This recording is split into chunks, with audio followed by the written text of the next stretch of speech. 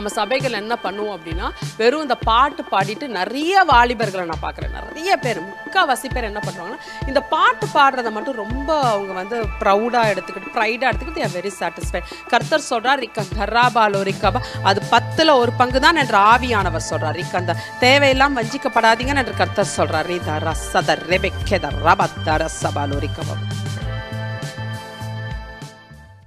கர்த்தரோட பரிசுத்த நாமத்துக்கு ஸ்தோத்திரம். இந்த ஒயிட் ஹவுஸ் மினிஸ்ட்ரிஸ் மூலியமாக உங்களெல்லாம் நான் சந்திக்கிறது நான் ரொம்ப சந்தோஷப்படுறேன். செய்திக்கு போகிறதுக்கு முன்னாடி ஒரு சின்ன ஜெபம் பண்ணிட்டு நம்ம செய்தி ஆரம்பிப்போம். மகா பரிசுத்தமுள்ள பிதாவே, தூர அசதா ரெபே லதிரா பாலா பாபா தொனேரே தேசே தெலேலே பேலா ரிக்கா பாபா தூராபா கர்த்தாவே ரிக்கந்த ராபாலோ ரிக்கபா.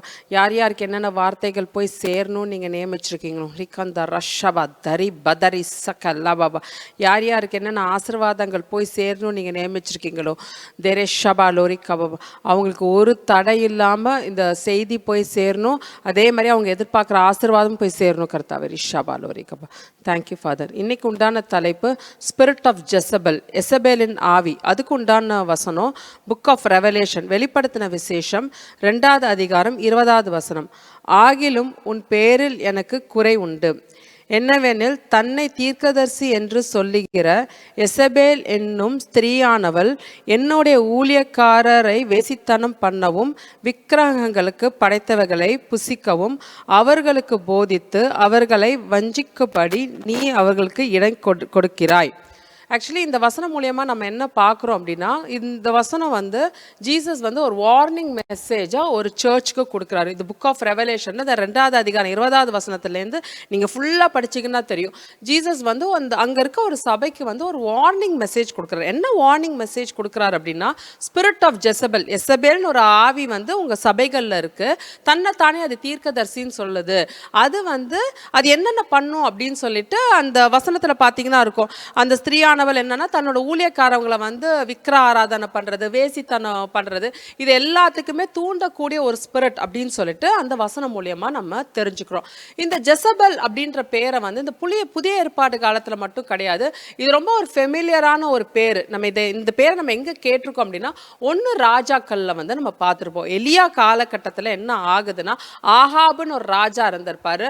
அந்த ஆகாப் ராஜா வந்து இஸ்ரேல் நாட்டு ராஜாவா இருந்தாரு. அவருக்கு ஒரு மனைவி இருப்பா. அந்த மனைவி பேரு தான் ஜெசபெல். அந்த ஜெசபெல் இவங்க கணவன் மனைவியா இருக்கும்போது என்ன ஆகுதுன்னா, எப்பவுமே கர்த்தர் வந்து இஸ்ரேலுக்கு வந்து ஒரு ராஜாவை நியமிக்கும் போது அவர் எப்படி நியமிப்பார்னா, தனக்கு பிரியமான ஒரு ராஜாவை வைப்பாரு. தன்னை காடை வந்து யார் ஹானர் பண்றாங்களோ அந்த மாதிரி ஒரு ராஜாவை தான் எப்பவுமே வைப்பாரு. ஆனா இந்த ஆகாப் ராஜா என்ன பண்றான் அப்படின்னா, என்னதான் இஸ்ரேலுக்கு ராஜாவா இருந்தாலும் அவன் ஒரு மனைவியை கல்யாணம் பண்றான். அந்த மனைவி பேர் தான் ஜெசபெல். ஆனா அந்த ஜெசபெல்ன்ற ஒரு பெண்மணி என்ன மாதிரி ஒரு பெண்மணி அப்படின்னா, ஃபுல்லா விக்கிர ஆராதனை அப்படின்னா ஜஸ்ட் வந்து ஜெபம் பண்ணிட்டு போறது கிடையாது. அந்த விக்கிரத்துல ஊறி இருக்க ஒரு பெண்மணியா இருக்கா.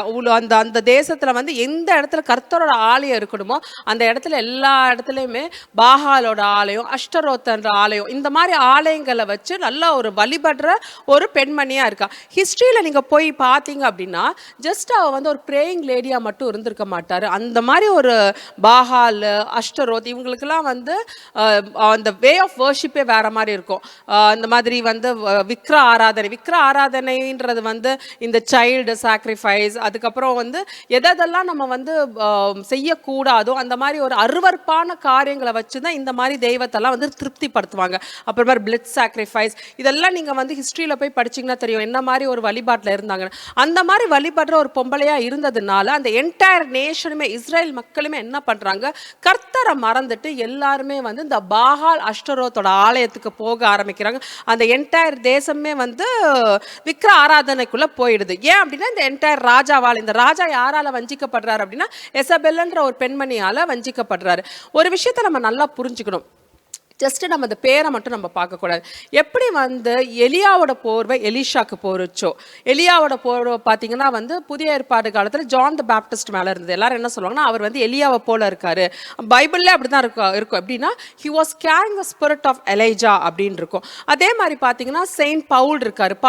பவுலோட மேண்டல் வந்து சாது சுந்தர் சிங்குக்கு போச்சு அப்படின்னு சொல்லிட்டு சொல்லுவாங்க. இதே மாதிரி நிறைய பைபிள் ரெஃபரன்சஸ் பார்த்தீங்கன்னா, யோசேப்பு மாதிரியே தானியல் இருந்திருப்பாரு.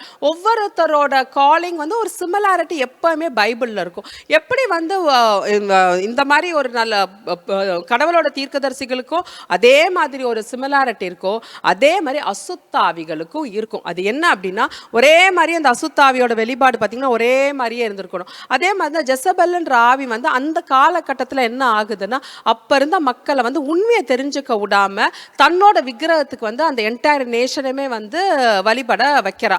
அதனால தான் எலியா கோவப்பட்டு என்ன போய் சொல்லுவார் அப்படின்னு அவர் போய் என்ன சொல்லுவார்னா, இந்த என்டையர் நேஷன் வந்து பாகாலு அஷ்டரோத்துக்கு வந்து வழிபடுறதுனால அந்த மாதிரி சபிச்சுட்டு போயிடுறாரு. இங்கே வந்து 3 வருஷத்துக்கு மழையே பெய்யாதுன்னு சொல்லிட்டு சிவியர் பஞ்சத்தில் வந்து இந்த தேசம் மாட்டிக்கும் அப்படின்னு சொல்லிட்டு எலியா வந்து சபிச்சுட்டு போயிடுறாரு. அதே மாதிரி அந்த சாபத்தில் வந்து அந்த என்டையர் நேஷனும் மாட்டுது. ஒரு சிவியர் பஞ்சத்துக்குள்ளே போகிறாங்க. அதுக்கப்புறம் பஞ்சம் முடிகிற டைமில் வந்து திரும்பி எலியா வராரு. எலியா வந்து என்ன ஒரு சேலஞ்ச் கொடுக்குறாரு அப்படின்னா, உன் தெய்வம் பெருசா ஏன் தெய்வம் பெருசான்னு பார்த்துருவோம், உன்னோட கடவுள் பெருசா என்னோட கடவுள் பெருசா பார்த்துருவோம் அப்படின்னு சொல்லிட்டு எலியா ஒரு அங்கே சேலஞ்ச் வைக்கிறாரு. வச்சுதான் அந்த மாதிரி வந்து மலையில போய் கூப்பிடுறாரு, பாகால் அஷ்டரோ தீர்க்கதரிசிகளாம் வாங்க, நான் வரேன், நான் கர்த்தரோட ஒரு தீர்க்கதரிசி போதும், நீ எத்தனை தீர்க்கதரிசி வேணா வான்னு சொல்லிட்டு கிட்டத்தட்ட 400-450 ப்ராஃபட்ஸ் வந்து பாகால் அஷ்டரோத்த தீர்க்கதரிசிகள் வராங்க. அதே மாதிரி வந்து மவுண்ட் கார்மலில் வந்து அந்த புல்லெல்லாம் வைக்கிறாங்க. எந்த கடவுள் வந்து அக்கினியால் ஆன்சர் பண்ணுறாரோ அவர் தான் மெய்யான தேவன் சொல்லிட்டு எலியா பயங்கர கான்ஃபிடண்ட்டாக அங்கே நிற்கிறாரு. அதே மாதிரி நடக்குது. அதே மாதிரி என்ன ஆகுது அப்படின்னா, அவங்களோட தெய்வம் பாகாலோட தெய்வம் அஷ்டரோத்தோட தெய்வம் வந்து நெருப்பால் அக்கினியால் ஆன்சர் பண்ணவே இல்லை.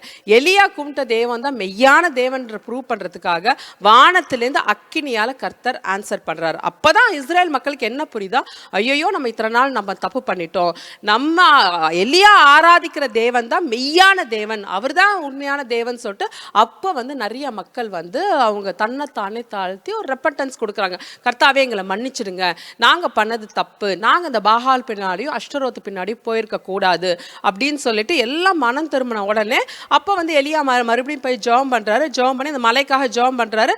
சைனும் பார்க்குறாரு, மழை வர மாதிரி அந்த சிச்சுவேஷன் மாறுறதை பார்க்குறாரு. உடனே எலியா வந்து ஆகாப் கிட்ட போய் என்ன சொல்லுவார்னா, நீ சீக்கிரம் வீட்டுக்கு போ, மழை பயங்கரமாக வரப்போகுது, நீ மலையில் மாட்டிக்காம இருக்கணும், நீ சீக்கிரம் போகணும்னு சொல்லிட்டு ரதத்தை எடு அப்படின்றாரு. அப்போ ரதத்தை எடுத்துகிட்டு ஆகா போகும்போது தான் எலியா மேலே கர்த்தரோட ஆவியானவர் வந்து என்ன பண்ணுவார் அப்படின்னா, அந்த ரதத்துக்கு முன்னாடி வேகமாக ஓடினாருன்னு சொல்லிட்டு பைபிளில் இருக்குது. அப்போ ஆகா போய் இதை போய் ரிப்போர்ட் பண்ணுறாரு ஜெசபல்கிட்ட. ஜெசபல் வந்து பார்த்தோன்னே என்ன சொல்லுவாங்க அப்படின்னா, பாருங்க என்னோட கடவுள் வந்து ஆன்சர் பண்ணிட்டாரு, இந்த தேசத்தில் வந்து மழை பெய்ய போகுது அப்படின்னு சொல்லிட்டு ஆன்சர் பண்ணிட்டாரு அப்படின்னு சொன்ன உடனே ஆகாப் என்ன சொல்வாரா, இல்லை நீ ஆராதிக்கிற கடவுள் வந்து இதுக்கு ஆன்சர் கொடுக்கல, யெகோவா தேவன், எலியா ஆராதிக்கிற தேவன் தான் இந்த மலையை கொண்டு வந்தாரு, உன்னோட விக்கிரகம்லாம் அது வேஸ்ட் அங்கே ப்ரூவ் ஆயிடுச்சு அப்படின்னு. அப்போ ஜெசபலுக்கு பயங்கர கோபம் வந்துடும். அது எப்படி இது நடக்கும்? அதனால அவங்க என்ன சொல்லுவாங்கன்னா, எலியாவை நான் சும்மாவே விட மாட்டேன், நான் கொன்றுவேன் அப்படின்னு சொல்லிட்டு மிரட்டுறாங்க. இந்த மெசேஜ் இப்போ வந்து எலியாவுக்கு போய் சேருது. அப்போ எலியா ரொம்ப பயப்படுறாரு. அது வரைக்கும் பயங்கர தைரியமாக இருந்த எலியா, அவ்வளோ கூட்டத்துக்கு முன்னாடி தைரியமாக இருந்த எலியா, எத்தனையோ தீர்க்கதரிசிகள் அங்கே வந்து 400-450 பாகால் அஷ்டரோ தீர்க்கதரிசிகள் இருந்தாலும் அவங்களுக்கெல்லாம் முன்னாடி தைரியமாக இருந்த எலியா ஜெசபல் கொடுத்த ஒரு மெசேஜ்னால எலியா பயந்துருவார். என்னது அவ என்னை கொல்ல போறாளா? நம்ம ஒரு சுச்சுவேஷன் யோசிக்கிறோம். அவ்வளோ தூரம் தைரியமாக நின்னார். அத்தனை ஆம்பளைங்க இருந்தாங்க, அவ்வளோ பேர் இருந்தாங்க, எத்தனையோ தீர்க்கதரிசிகள் இருந்தாங்க. அப்பெல்லாம் எலியா பயப்படவே இல்லை. ஒரு சிங்கிள் மேன் ஆர்மி மாதிரி நின்று அங்கே தைரியமாக நின்று ப்ரூவ் பண்ணார். ஆனால் இது ஜெசபலுக்கு அவருக்கும் டைரக்ட் பேச்சு கூட கிடையாது. இந்த மெசேஜ் அவர் காதில் விழுந்த உடனே எலியா ஓடுறாரு. என்ன நினச்சிட்டு ஓடுறாருன்னா, ஐயோ ஜெசபல் வந்து என்ன கொன்றுவா போல இருக்கு அப்படின்னு சொல்லிட்டு ஓடி ஒளிஞ்சு அப்போ ஒரு இடத்துல உட்காடுறாரு. மனம் உடஞ்சு அப்போதான் அழுகுறாரு, கர்த்தாவே எனக்கு ஏன் இந்த நிலைமை, என் உயிரை நீங்க எடுத்துருங்க அப்படின்னு சொல்லிட்டு எலியா வந்து கர்த்தரை நோக்கி அழுகுறாரு. அவர் வந்து அந்த டைம்ல வந்து அவரோட ட்ரஸ்ட் எல்லாம் போயிடுது. என்னதான் எலியா வந்து அந்த இடத்துல ஒரு தைரியமான ஒரு ஆம்பளையா நின்னாலும் இந்த ஜெசபலோட ஸ்பிரிட், அந்த ஜெசபலோட குயின் ஜெசபலோட பேச்சு வெறும் மெசேஜை கேட்டே வந்து எலியா ரொம்ப பயந்து போய் அந்த மரத்தை ஒரு இடத்துல போய் அழுகுறாரு. அப்போ வந்து கர்த்தரோட குரல் அவருக்கு கேட்குது. என்ன கேட்குது, எலியா நீ என்ன பண்ணுற, எங்கே போகிற அப்படின்னோடனே அப்போ அவர் சொல்லுவார், கர்த்தாவே எல்லாரும் என்னோட கூட அந்த தீர்க்கதரிசிங்கெல்லாம் செத்துட்டாங்க, உங்களோட கட்டளைகளை எல்லாருமே வந்து உடச்சி போட்டாங்க, நான் ஒருத்தன் தான் இருக்கேன், என்ன வந்து ஜெசபல் துரத்துறா அப்படின்னு சொல்லிட்டு அவர் வந்து புலம்புறாரு, அந்த இடத்துல புலம்புறாரு. ஹிஸ்ட்ரியில் என்ன சொல்லுவாங்கன்னா, அவர் எந்த இடத்துல ரெஸ்ட் பண்ணாரோ அந்த இடத்துல அவர் வந்து நின்னாரோ அது மவுண்ட் சீனாய். எந்த இடத்துல வந்து மோசே வந்து 10 கட்டளையை பெற்றுக்கொண்டார் அதே இடத்துல அவர் அங்கே இருந்தாருன்னு சொல்லிட்டு நீங்கள் ஹிஸ்ட்ரியை ரெஃபர் பண்ணா தெரியும். அந்த இடத்துல அவர் வந்து அழுதுட்டு இருந்தார். அப்போ கர்த்தர் அங்கே வரார். அவர் வந்து அடையாளம் கொடுக்குறார், ஒரு பெரிய ஒரு விண்டு மாதிரி வருது. அப்போ எலியா கர்த்தர் தான் வந்துட்டாருன்னு நினைக்கிறார், ஆனால் அங்கே கர்த்தர் இருந்திருக்க மாட்டார். ஒரு எர்த்குவேக் வரும், ஒரு நெருப்பு வரும், இந்த மாதிரி நிறைய அடையாளங்கள்லாம் காட்டுறாரு. இங்கே எங்கேயுமே கர்த்தர் வந்திருக்க மாட்டார். அதுக்கப்புறம் ஸ்டில் ஸ்மால் வாய்ஸில் வந்து கர்த்தர் வந்து எலியா கிட்ட பேசியிருப்பார். இதெல்லாம் ஏன் எலியா கிட்ட அவர் அந்த மாதிரி இந்த மாதிரி சுச்சுவேஷன்லாம் அலோவ் பண்ணுறாரு அப்படின்னா, ஜெசபெல்லை விட தான் தான் பெரிய தேவன்றது எலியா கிட்ட ப்ரூவ் பண்ணுவார். அப்போதான் வந்து எலியாவுக்கு புரிஞ்சிருக்கும், நம்ம தேவையில்லாமல் பயந்துட்டோம் அப்படின்னு சொல்லிட்டு. அப்போ எலியாவுக்கு புரிஞ்ச உடனே அப்புறம் அவர் கொஞ்சம் ஸ்ட்ரென்தன் ஆயிடுறார். உடனே வந்து கர்த்தர் என்ன சொல்வார்னா, நீ போ, நீ எலைஷா வந்து உன்னோட ஊழியம் முடிஞ்சிருச்சு, நீ எலைஷா கிட்ட போய் உன்னோட அடுத்த கட்ட உன்னோட அனாயிண்டிங்கை ஃபுல்லாக நீ எலைஷாக்கு ட்ரான்ஸ்ஃபர் பண்ணி நீ எலைஷாவை அனாயிண்ட் பண்ணணும் அப்படின்னு சொல்லிட்டு எலியா கிட்ட கர்த்தர் சொல்கிறாரு. சொல்லிட்டு அவர் என்ன சொல்றாருன்னா, ஆகாபோட காலங்கட்டெல்லாம் முடிஞ்சிருச்சு, நீ அவனை பார்த்தாலாம் பயப்படாத, நீ ஊழியத்தோட அடுத்த பரிமாணத்துக்குள்ளே போ அப்படின்னு சொல்லிட்டு எலியாவை அமைச்சிடுறாரு. அதே மாதிரி அவர் எலைஷாவை வந்து அவர் வந்து அனாயிண்ட்டும் பண்ணுறாரு. இது வந்து ஒரு பக்கம் முடிஞ்சிருச்சு. அதுக்கப்புறம் என்ன ஆகுதுன்னா, ஆகாப் ராஜா ஆஸ் யூஷுவல் இருக்கிறாரு. அந்த டைமில் வந்து அவர் பக்கத்தில் வந்து நாபோத்துன்னு ஒரு ஆள் இருக்கான். அவனோட திராட்சை கொடி செடி வந்து ரொம்ப அருமையாக இருக்குது. ஆகாப் ராஜாவுக்கு வந்து ரொம்ப ரொம்ப ஆசை, அதை எப்படியாவது வாங்கிடணும்னு. அவன்கிட்ட போய் பேச்சுவார்த்தை நடத்துகிறாரு. என்ன நடத்துகிறார் அப்படின்னா, நான் உனக்கு எவ்வளோ காசு வேணா தரேன், அதை நீ எனக்கு கொடுத்துரு, நான் வந்து அதை வச்சுக்கிறேன், உனக்கு இதுக்கு உண்டான காசு தரதான்னு தரேன், இல்லாட்டி இதுக்கு மேலே உண்டான வேறு எதுலையாவது ஒரு இடத்தையாவது நான் தரேன் அப்படின்னு சொல்லிட்டு ஆகாப் ராஜா வந்து அந்த நபோத்துன்ற ஆள்கிட்ட வந்து கேட்குறாரு. உடனே அவன் என்ன சொல்கிறான்னு, இல்லை இது என்னோட முன்னோர்களோட இடம், நான் கொடுக்கக்கூடாது, நான் தான் வச்சுக்கணும், எனக்கு அப்புறம் என் பிள்ளைகளுக்கு தான் போகும், நான் கொடுக்க மாட்டேன் அப்படின்னு சொல்லிட்டு அவன் ராஜா கிட்ட அவன் சொல்கிறான். பணிவாக தான் சொல்கிறான். ஆனால் ராஜாவுக்கு வந்து ரொம்ப வருத்தம், எனக்கு அந்த இடம் வேணும் அப்படின்னு சொல்லிட்டு அவர் வந்து வீட்டில் வந்து என்ன பண்றாரு, ரொம்ப சோகமாவே இருக்கார். இது வந்து ஜெசபெல் பார்க்குறா. பார்த்துட்டு ஏன் இப்படி சோகமாவே இருக்கீங்களோன்னா, அப்போ அவர் சொல்றாரு, எனக்கு அந்த திராட்சை கொடி அந்த செடி வேணும், அந்த லேண்ட் எனக்கு வேணும், அவன் தரமாட்டிக்கிறான் அப்படின்னு. ஜெசபெல் கேட்பா, நீ வந்து ஒரு பெரிய ராஜான்ற இதுக்கு போயா நீ வருத்தப்படுற, அந்த இடத்த எப்படி வாங்கணும்னு எனக்கு தெரியும், நீ கவலைப்படாத அப்படின்னு சொல்லிட்டு அந்த ஆள் மேலே ஒரு போய் குற்றச்சாட்டை பண்ணி அந்த ஆளை கொன்னுடுறா. ஜெசபெல் வந்து கொன்னுடுறா. அந்த இடம் வந்து ஆகாப் ராஜாக்கு வந்துடுது. இது ஒரு பக்கம் முடிஞ்சிருது. இந்த இடத்துல வந்து கர்த்தரோட என்ட்ரியோ இல்லை அந்த எலியாவோட என்ட்ரியோ இருக்காது. இப்போ கர்த்தர் இது எல்லாத்தையும் பார்த்துக்கிட்டே இருக்காரு. ஆகாப் ராஜா பண்ண எல்லா அட்டுழியத்தையும் பார்க்குறாரு. அந்த ஆளை கொண்டுட்டு இவங்க வந்து இப்படி எடுத்துக்கிறது எல்லாத்தையும் பார்த்துட்டு இப்போ கர்த்தர் வந்து எலியாவை கூப்பிட்றாரு. நீ என்ன பண்ணுற, நீ சொல்லு, நீ பண்ணதெல்லாம் தப்பு, ஒரு ஒரு இன்னோசன்ட் மேனை நீ கொன்னுட்ட, அவனோட இடத்த நீ அபகரிச்சிட்ட, அதனால உன்னையும் உன் பிள்ளைகளை எல்லாரையும் உன் சன்னதியாக கொண்டு குவிப்பேன்னு போய் அவன்கிட்ட போய் நீ மிரட்டு அப்படின்னா, அப்போ திருப்பி எலியா தைரியமாக வராரு. ஆகாப் கிட்ட வந்து நீ பண்ணதெல்லாம் பயங்கர தப்பு, நீ கர்த்தருக்கு விரோதமாக பண்ணிட்ட, அதனால உன்னையும் சன்னதியும் கர்த்தர் வந்து ஒன்றுமே இல்லாமல் ஆக்கிடுவாருன்னு.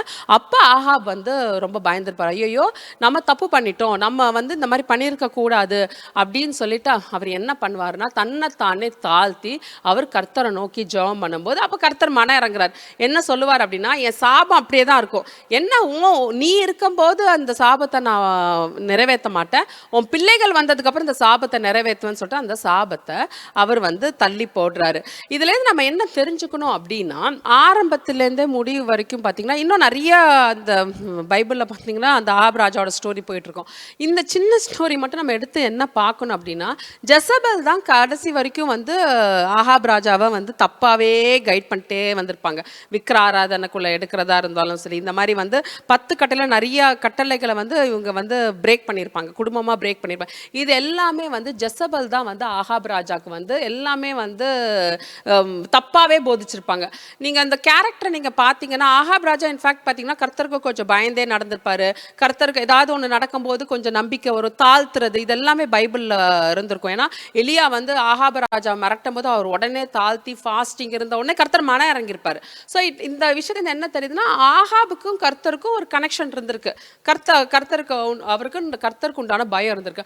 ஆனால் ஜெசபெல் கூட இருந்து தான் ஆகாபோட லைஃபே அவங்க ஸ்பாயில் பண்ணி பண்ணியிருப்பாங்க. அவரோட முடிவு வந்து நல்லாவே இருந்திருக்காது. கர்த்தர் என்ன சொல்லியிருப்பாருன்னா வந்து ஆகாப் ராஜாவோட முடிவு வந்து நீ சாகும்போது உன்னோட ரத்தத்தை வந்து நாய்கள் தான் நக்கும் அப்படின்னு போட்டிருக்கு. அதே மாதிரி அவரோட அந்த முடிவு அப்படிதான் இருந்திருக்கும். ஒரு போரில் போய் அவர் இறந்திருப்பாரு. அவரை வந்து அந்த தேசத்துக்கு கூட்டிட்டு வந்து அவர் சேரியட்ல ஃபுல்லாக அவரோட பிளட் இருக்கும்.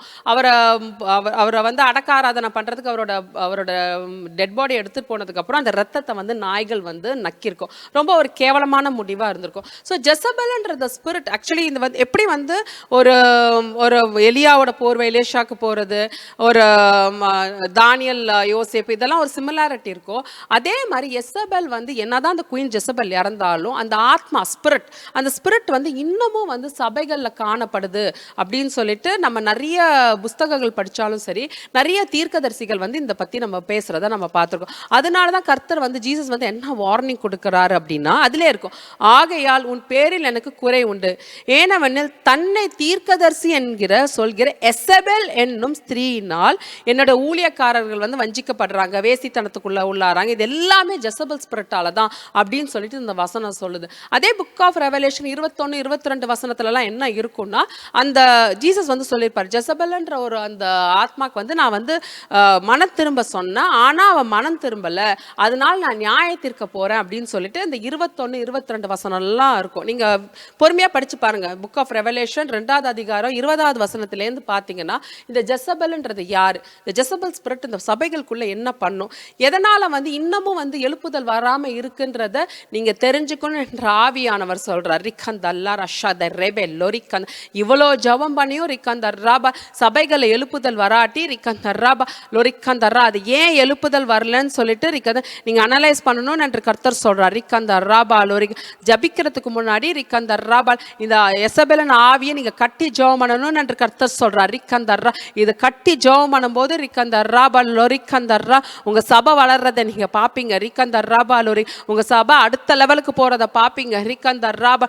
உங்க சபையில இருக்க எல்லாருமே ஆவினும் போது வரங்களோட நடக்கிறத நீங்க பாப்பீங்கன்னு என்ற ஆவியானவர் சொல்றார். ரிக்கந்தல்லா ரஷதர்ராபா தரேபே, எப்பவுமே இந்த ரூட் காஸ் நீங்க பார்க்கணும்னு என்று கர்த்தர் சொல்றார். ரிஷபா லொரிக்கந்தர்ராபா லொரிக்கபா.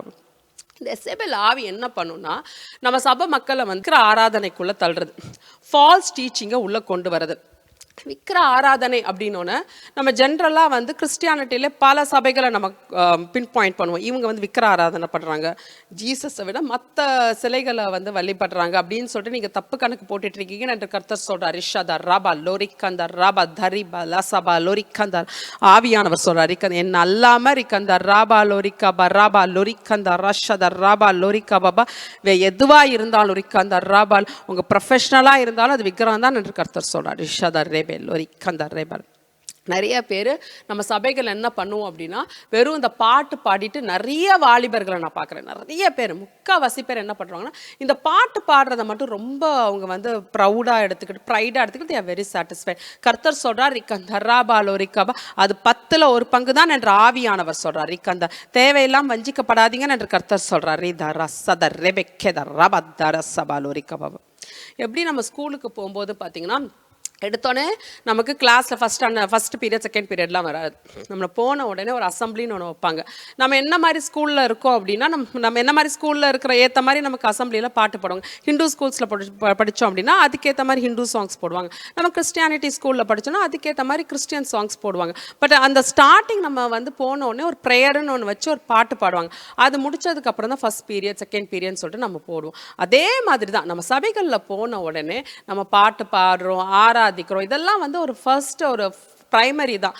இதுக்கப்புறம் என்ன இருக்குன்னா நம்ம ஜபம் பண்ணோம். ஆனால் நிறைய பேர் நீங்கள் பண்ணுறதில்லன்னு என்ற ஆவியானவர் சொல்கிறார். ரிக்கந்தா அது எனக்கு ரொம்ப வருத்தமாக இருக்குன்னு என்று கர்த்தர் சொல்கிறார். ரீதாரா சதர் ரெபே தரி சதர் ரெபே லக்கில ரபா தர சதர் ரெபே லொரிக்கபா முரிக்கந்த ராபா லொரிக்கந்த எல்லா வாலிபர்களையும் ரிக்கந்த ராபால முட்டியை முடக்கணும்னு நான் பார்க்குறேன்னு என்று கர்த்தர் சொல்கிறார். ரிக்கந்த முட்டியை முடக்கி ஜபம் பண்ணுறது தான் ரிக்கந்த ராபால் சரியான கிறிஸ்தவ வாழ்க்கைன்னு என்று கர்த்தர் சொல்கிறார். ரிஷதர் ரெபே தர சதர் ரெபே இந்த ஆவிக்குரிய உலகத்தை பற்றி நம்ம எப்பவுமே நம்ம தெரிஞ்சுக்கணும்.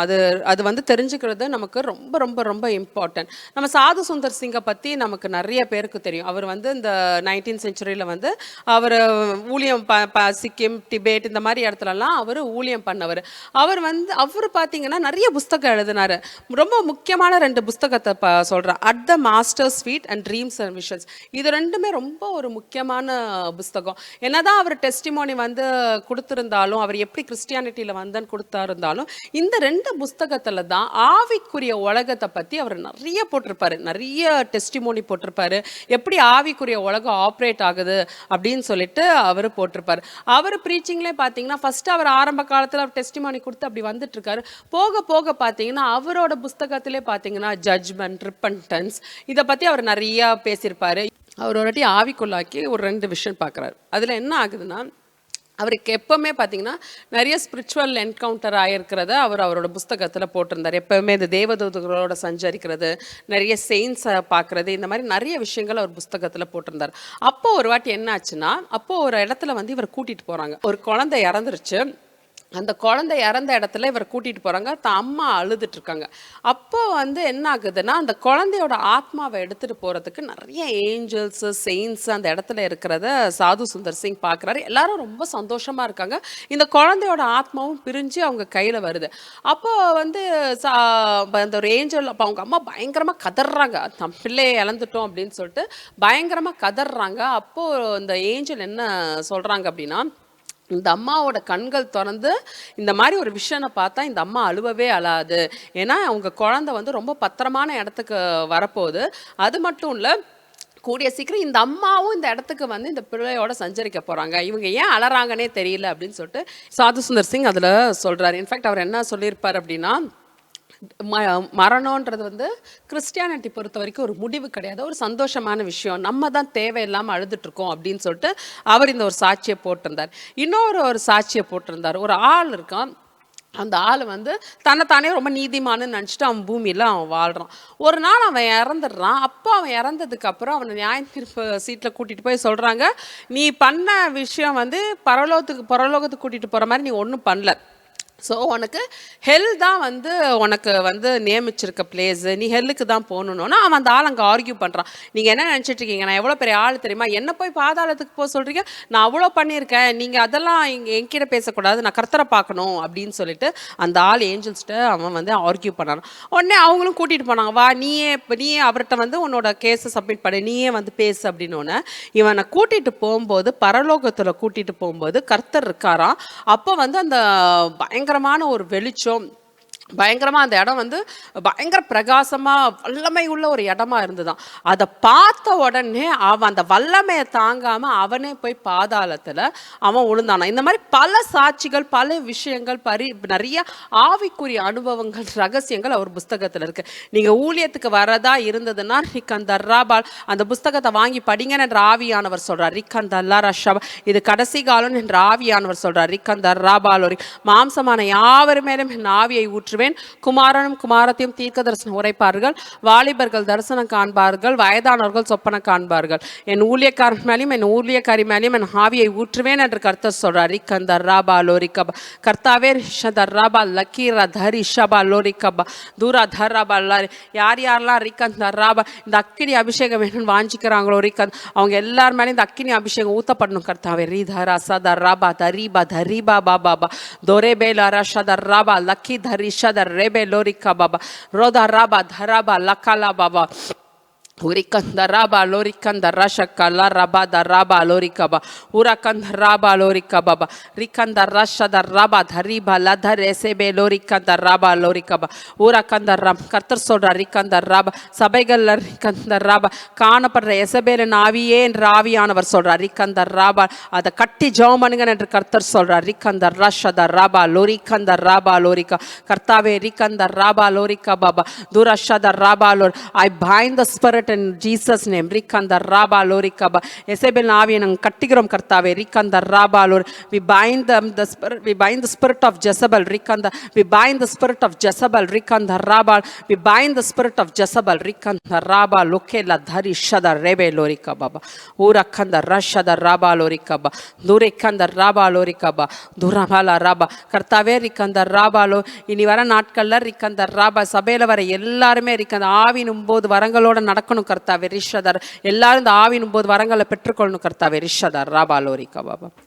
Ridhara sada rebe dhari sada rebe ladiri bala raba baba dore dhara sada raba lori kanda rebe larishada raba dhari ba dhari ba baba dura bhala raba baba darabalo கர்த்தாவே ரிஷத ரப இந்த பூமிக்கு சீக்கிரம் ஒரு எழுப்புதல கட்டளையிடுங்க கர்த்தாவே ரிக்கந்த ராபாலோ ரிக்கப எழுப்புதல நக்கினி ரிக்கந்த ஒரு எழுப்புதல நக்கினி ரிக்கந்த எழுப்புதல நக்கினி ஒரு சில பேர் மழை மேல வரதை நான் பார்க்குறேன் ரிக்கந்த ரஷபா நிறைய சபைகள்ல ரிக்கந்த் இனி வர நாட்கள்ல ரிக்கந்த ராபாலோ ரிக்க பாபா ஊரா தர ஷத ரா ஒரு அக்கினி வரதை நான் பார்க்குறேன் ரிக்கந்த ராபா தர சத ராபா தரிபா லரா பாபா ஊரா கந்த ராபா லர தர ஷத ராபா லோரிக்கா பாபா ஊரா கந்த ராபா லோரிக்கா பா ஆவிக்குரிய கண்கள் திறக்கப்படட்டும் கர்த்தாவே ரிக்கந்த ராபா லோரிக்கா பா யார் யாரெல்லாம் வாஞ்சிக்கிறாங்களோ ரிக்க அவங்க எல்லாருக்குமே ரிக்கந்த ஆவிக்குரிய கண்கள் திறக்கப்படட்டும் கர்த்தாவே ரிபதர சதர் ராபா தரிபதர ஷத ராபா ரோதரா தர் ராபா லோரிக்கா பாபா ரிக்கந்த ராபா லோரிக்கா பாபா ஊரிக்கந்த ரஷத ரேபே தரி சதர் ரேபே லோரிக்கா பாபா